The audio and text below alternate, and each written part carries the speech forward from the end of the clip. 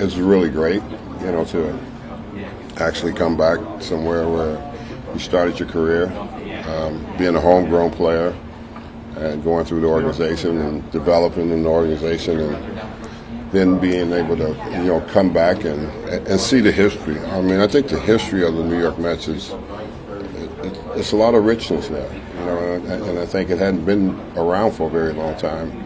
And when you see players come back, and even the guys that didn't play with, they're part of the history, and that's like a family, it's a family atmosphere, and, we all have a lot of respect for each other and what this is really all about. So it's a lot of fun to be a part of that. Young players are important, and when you develop through your system, it makes you a winner. You blend it in with the veteran players like we had in the years that I was playing. Had it not been for the veteran players we had on our club, we wouldn't have never been in the winning circle.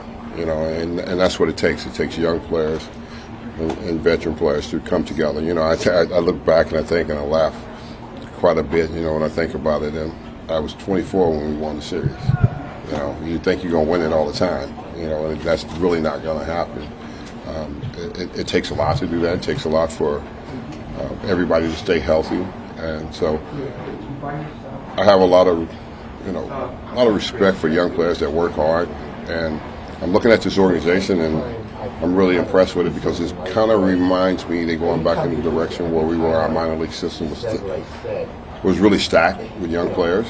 And if you don't get rid of them and you keep them, they come here and they play at this level and they be very successful. And so I see some young talent here that's on the rise for them, and it's good. And it's good that they don't have to rush them.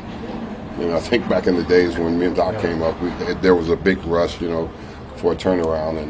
And right now they're in a pretty good position where they don't really have to rush their young players, and they can let them develop. And when they come to New York, hopefully they can be ready to play under that kind of expectations. A lot of guys, especially these days, don't debut until they're 23, 24 years old. What is the challenge of doing it earlier like you and Doc did?